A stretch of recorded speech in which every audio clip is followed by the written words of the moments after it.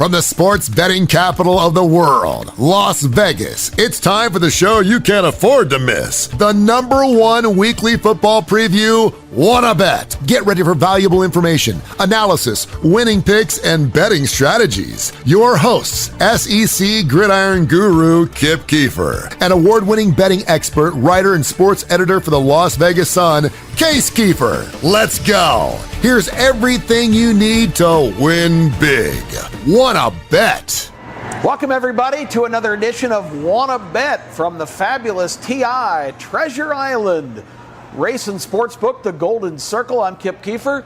Have Kip Keefer, editor of the sports area of the Las Vegas Sun, and directing and producing Kip Keefer. So if you're just joining us for the first time, the Keefers have you covered for everything you need to know about having a winning season on the football circuit. And Case, we've been having some fascinating discussions over the first 4 or 5 weeks of all different aspects of everything from the initial analysis of the week's games to using betting lines to your advantage. You stressed last week getting in early is really a key to success. So I want to kind of continue on that, talking about the advantages of getting in early, and as the week goes on, and starting to see some of those lines adjust, what kind of adjustments do you make to counter those lines in a typical week? Yeah, well, I think also on an earlier show I said that I think the point spread is the best indicator of what's going to happen at a game. I think even the best bettors in the world don't put themselves above the betting market. So I think really you need to pay attention to what happens, what a game closes. Like I said, it's the best indicator. So you always want, even if you have a really strong opinion on one team, you need to regress it to the market, to use a technical term. You need to say, if I think that the spread on this game should be Alabama -4, it closes Alabama -6.5. Maybe the true number is more somewhere in between there. You don't want to be too married to yourself and think you're just better than everyone. You know the best. It's always really important to look. That's why I think it's hard. It's a hard thing for people to swallow, but I think even more important than wins and losses on a given week, you want to look at what's known as your closing line value. You want to see the number you got. Did it beat the closing line? If I bet a game -3 and it closes -1, obviously I got a bad number. Long term, I'm going to lose money on that bet. But if I bet -3 earlier in the week, it closes -4.5. That ups my win probability a lot. A lot of crazy things can happen in a 60-minute football game. Maybe you still lose that bet, but if you're making those bets consistently across the whole season, if you give me that situation 100 times, you're going to make money on that, or if it moves the opposite. So I think a really important thing to do at the end of the week, even more important than adding up how you did wins and losses, is adding up how you did every one you bet. Where did you bet it? Where did it close? And seeing where it is. If you're consistently on the right side of those, you're going to win long term. If you're consistently on the wrong side, even if you get by for a couple weeks, you're going to lose money, and it's something you want to look at. You're going to want to refine your process and try to be a little bit better. Are there circumstances where, no pun intended, best case scenarios would be you kind of have in mind what you think the number would be, you get on that early, and the line actually moves more away from the direction that you look at? I would have to think that's almost make you ecstatic. Oh yeah, yeah, for sure. Like I said, it's a hard thing for people to swallow, but a lot of times that really is comforting me. Even if I lose a game, I say, well, I know I had a great number on this. I feel like I was in the right direction. I lost. That's disappointing. But you got to kind of have that mindset of a gambler that if you do that long term, you're going to be a winner. You're going to take your hits. I mean, at the end of the day, it is still gambling. There's a lot of randomness. I mean, the football does crazy things. There's some totally random things that happen in every football game. We see crazy upsets every year that, you look back at the end of the year and say, this doesn't make any sense. So, you really kind of have to be less results oriented. I know that's really hard for some people to understand, and some people just, can't get over the fact, like, I got so bad beat here. But you got to know if you do this long enough, those things are going to even out at least a little bit. If you keep putting yourselves in position to succeed, you got to enjoy the process and, just try to put yourselves in the best position. And you got to kind of be zen. You got to say, you can only control what you can control. What you can control is making the best bet, getting the best number. You kind of got to just accept what happens after that. You're going to have some things go against you, but you're going to have some things go for you as well. We talked about shopping different race and sports books and different services for the best numbers. Let's talk about probably the favorite word of any football bettor, and that is middle. That's kind of the euphoric situation where Give us some ideas or some circumstances where a middle opportunity presents itself. Yeah, I mean, there's probably better people to talk about this than me, because to be honest, I am not a huge middler or hedger. Not to say I never utilize it, but it is something that's very popular in sports betting. There's people that do it, basically for a living. That's how they make their money. But it's so easy to do now. A lot of especially the big time games, you can find lines during the games on your apps, or if you're at a sports book like here at the Golden Circle, there'll be live games. So basically, what you can do is you can establish a position before the game. Let's say you like Auburn -3. So you have Auburn -3. Let's say they get out to a 21-0 lead. All of a sudden in the live market, they're going to probably be at least a 10.5, 14-point favorite. Then you can come back on the other side and play, plus 10.5, plus 14 on the other side. Then you have, a 7.5 to, in this case, the 10.5 point middle where you can hit both bets. To me, why I don't necessarily like it as much is it's hard to beat these live markets. A lot of times the juice is higher, and a lot of times you have a great position with your original -3 bet. It is nice to take away that risk and know you're not going to be losing money, but if you keep cutting down your good positions, over the long run, if you're going to break even or lose a little bit because you have both, that's not as good as winning money. You can never buy out of your bad position, so if you're on +3, you can't all of a sudden go take the other side. So, it's really a tough thing to toe. There are guys that do it great. That's just not really my specialty. If I have a good bet, more often than not, I want to see it through and keep that good bet. It's not great to water it down because, like I said, you can't buy out of the bad positions. You can only buy out of the good ones. So it's a tough thing to do. It's very popular, but for those just starting, I think it's not necessarily something to super focus on. I think there's opportunities elsewhere. Well, I know you had a great middle earlier in the year, and this is a football show, but it's a brief detour into the NCAA finals, which your alma mater, Kansas, beat North Carolina. And this ties into everything we've been talking about because you thought Kansas would have a fair chance and the value was good betting them before the season to win the national championship. So you had that game going. If Kansas wins, you win. There was no points involved. North Carolina, meantime, was getting 4.5 points, I think, in that game.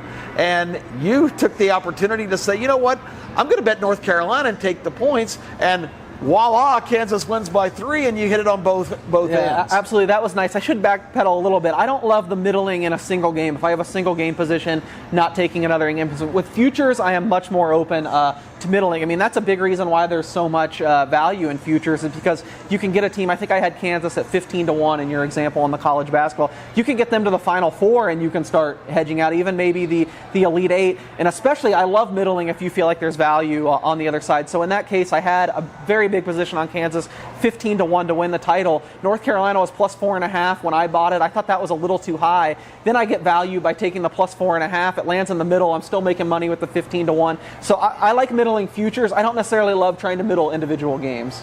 Fascinating stuff. It always is. We're going to find out what Case is fascinated with this week with his picks. Stay right where you are. We'll be right back.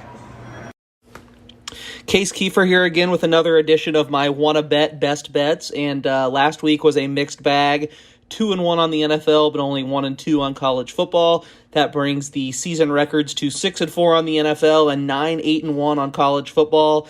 Not too shabby, about 55%. If we do that for the whole year, we're going to have a nice year, but that's tough to do. But we're going to try this week. I liked the 3-3 setup we did last week, so I'm going to take it one further and go 4-4, 4 college football plays, 4 NFL plays. No more time to waste. Let's get to it, and we'll start in college football as always and go to the Big 12, which I think is a super fun conference this year. I really think any team in the Big 12 can beat any other one on any given day, more so than any other conference in the nation or any other conference I can even remember in recent memory. First game, we're going to go to Oklahoma, going to TCU, and I guess I'm going to contradict myself a little bit here by going with the favorite. I'm going to play Oklahoma minus 6.5 coming off of that loss to Kansas State at TCU. I've been looking for spots to fade the Horned Frogs. They really haven't played anyone their caliber of talent yet. I think it's going to be a rude awakening now when they get on the field with a hungry Oklahoma team coming off that loss to Kansas State. I think Kansas State had kind of, for a lack of a better word, a gimmicky offense that caught Oklahoma off guard. I feel like you more know what you're going to get with Sonny Dykes and TCU, and I think Oklahoma will be ready for it. I like Oklahoma minus 6.5. And speaking of those Wildcats that knocked off the Sooners last week, they are hosting Texas Tech. And we're going to go with the underdog here, another road team in the Big 12. Give me Texas Tech plus 8 at Kansas State. This is similar to the last game, kind of a matchup-based handicap.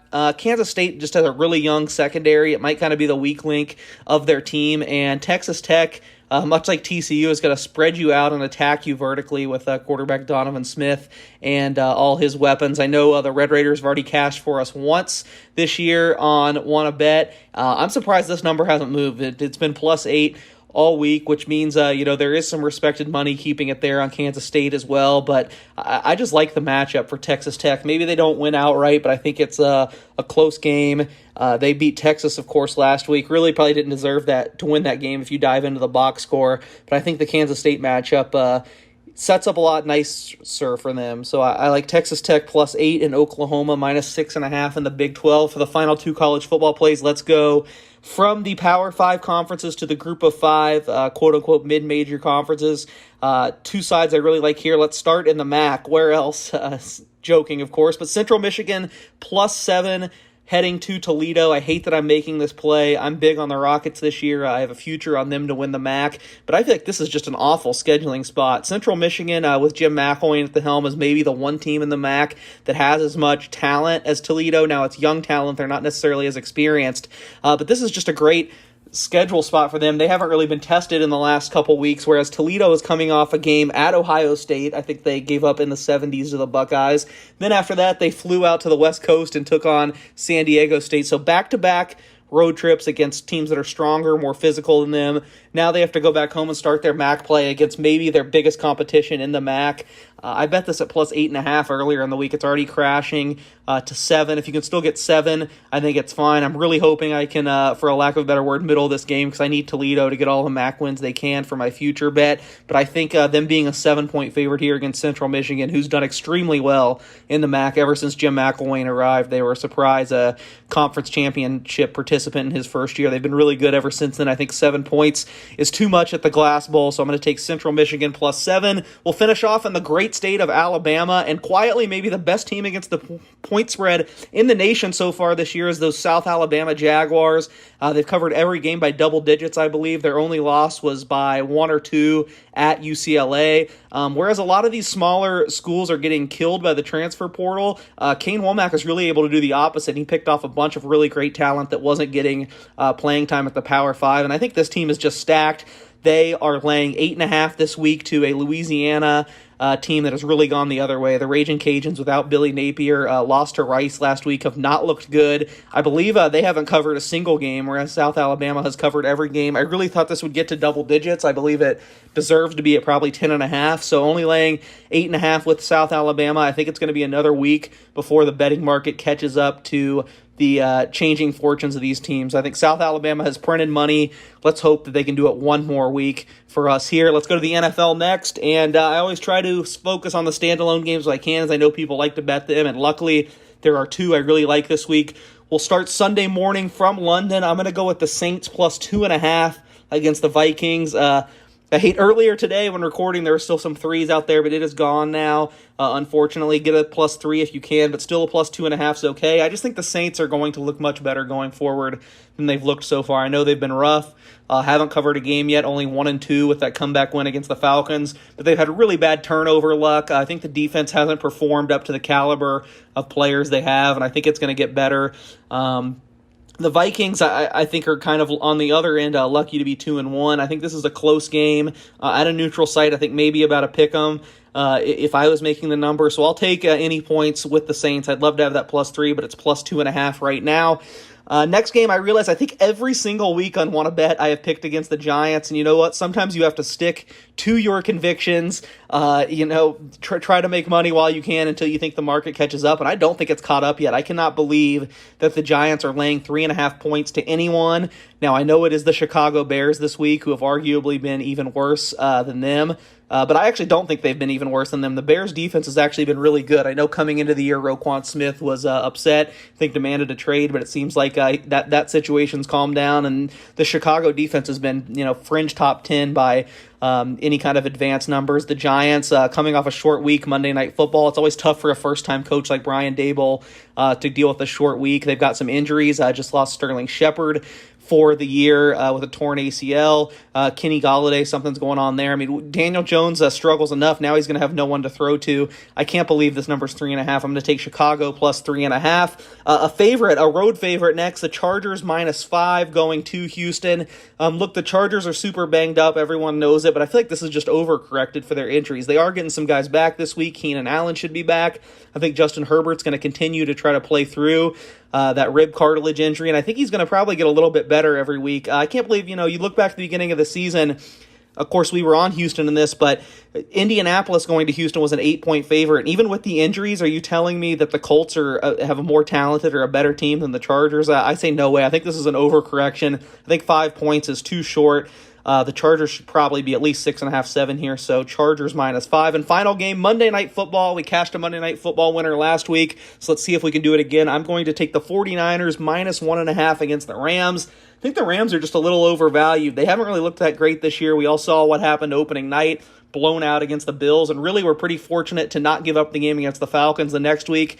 And even last week couldn't pull away from what I think is a pretty bad Cardinals team at this point of the season. So I don't love the Rams. I think the 49ers have been more impressive so far. I think now Jimmy Garoppolo will probably start to settle in a little bit. I'm going to be on the 49ers -1.5. They've really owned this series of late with these coaches. So give me the 49ers. Stay around for Kip's Picks next. Hey everybody, it's Kip Keefer.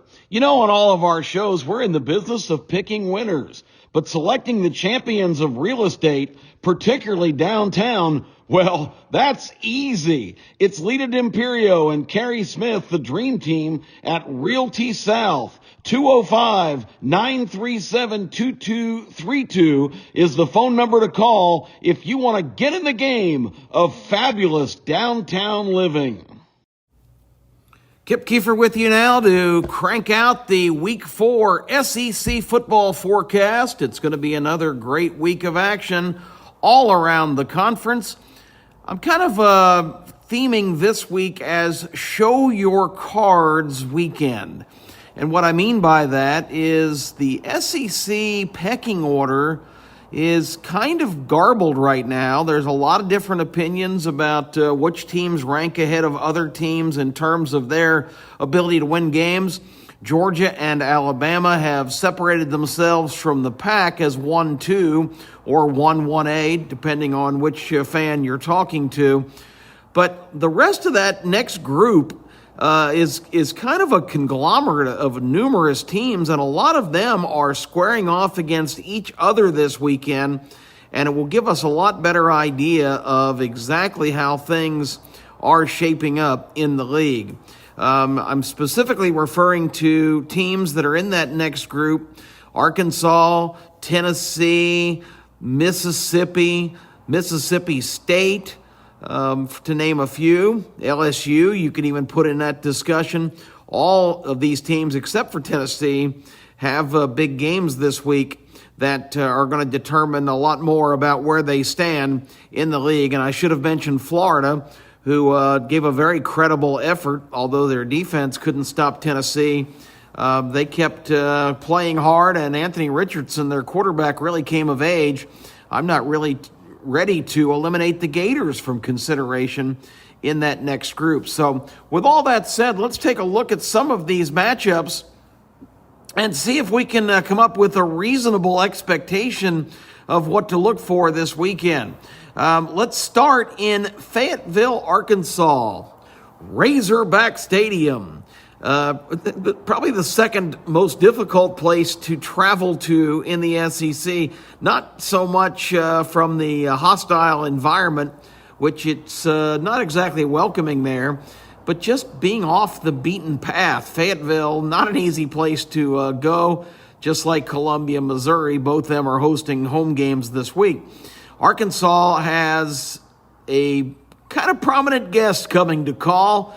The Alabama Crimson Tide comes into Northwest Arkansas, and it's a big opportunity for Arkansas to really flex its muscles and show that Sam Pittman's team is truly an elite in the SEC. Now, they hit a stumble last week. If you watched the game, I'm sure you came away with the same impression that I did when they faced off against Jimbo Fisher's Texas A&M team at Jerry World in Arlington, Texas. The Arkansas Razorbacks lost that game. And if you look at it and watched it, you had the strong feeling, I'm sure, as I did, that, yeah, A&M won, but the best team on the field did not win the game, and that was Arkansas. They took a quick command of the game. Texas A&M came down and got a score to make it close. Arkansas then just basically drove the ball right down the Aggies' vaunted defense's throats, got to the 3-yard line, and then the nightmare play, K.J. Jefferson, the quarterback, trying to go over the top, starting his leap. The ball came out of his grasp. Texas A&M scooped it up. The big lineman rumbled to about the 18. A real fast defensive back took it from him and went the other 82 yards. So instead of Arkansas pushing off to a solid lead, now all of a sudden it was a 1-point game. And in kind of a battle of attrition in the third quarter, neither team could do much. A&M had managed to forge ahead. But then Arkansas completely took charge of the game in the fourth quarter. Had a great last drive. It got down in field goal range and hit the very top of the upright with the field goal, and it fell sheepishly to the ground and broke the hearts of Hog Nation as A&M held on in that game. Alabama comes in, coming off a demolition of woeful Vanderbilt. We've been saying here, if you've been tuning in, that the new and improved Vanderbilt was a mirage. That certainly proved to be true. 55-3, Alabama last week in Tuscaloosa. Not exactly a rigid test. Also coming off Louisiana Monroe. Not two really impressive wins for Alabama, but they got them done, and they did it emphatically. Now they go on the road and play a very talented team, particularly on offense. I still have my questions about the Arkansas secondary, and that might be their undoing here because Bryce Young started to get a little bit more rhythm with his new receiver core in the last couple of games. But I think Arkansas is going to make a fervent stand here in this home opportunity against Alabama, and they're getting 17.5 points. If you've been watching Want to Bet, Case and I have discussed analyzing lines, kind of making your own line, and then comparing the actual number that comes out from Vegas. I had this game about 13, and it's 17.5, so got to take Arkansas here against the Tide. Moving on, let's go to the Magnolia State. Two of the biggest games in the SEC are in Mississippi this weekend. The first, Ole Miss hosting Kentucky. This is really going to be a reveal of who's the more legitimate team. Both are coming off really bad wins, and I guess there's no really such thing as a bad win.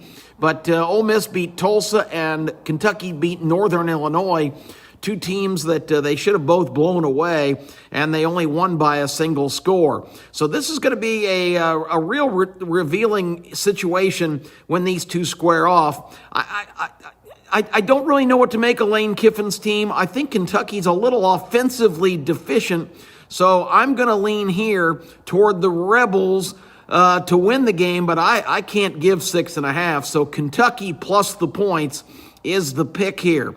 Mississippi State has Texas A&M, who has been, on the whole, completely unimpressive so far this year. Yeah, they had the big win against Miami, who went back home last week, I'm talking about Miami, and lost to Middle Tennessee State 45-31. Ouch. Suddenly that game doesn't look like such a great triumph. I just think A&M is offensively challenged. I think Mississippi State will be really revved up, and I look for them to get the win here in this one. And quickly down at Auburn, LSU comes into play. Auburn, a 8.5-point favorite. And LSU still has a lot of question marks. Auburn doesn't. They're just not a good team. Their lucky win last week in one of the worst SEC games you'll ever see against Missouri was magical. More Jordan Hare mystifying things happening there. Auburn dodged bullets and won the game. But I can't give LSU 8.5 points as a road dog at Auburn. That just seems like way too many. I think Auburn gets it together, probably doesn't win the game, but that's just too many points. That's the report for this week. Enjoy the games, everybody. Hope you cash every play you make. We'll talk to you again next week. Well, that's all the time we have for this week on Wanna Bet. Want to thank Case Keefer for all of his expertise, and Kip Keefer, producer and director of the show. We will be back next week with more information that you can use to be a winner. In the meantime, I hope all of your plays this weekend are successful ones.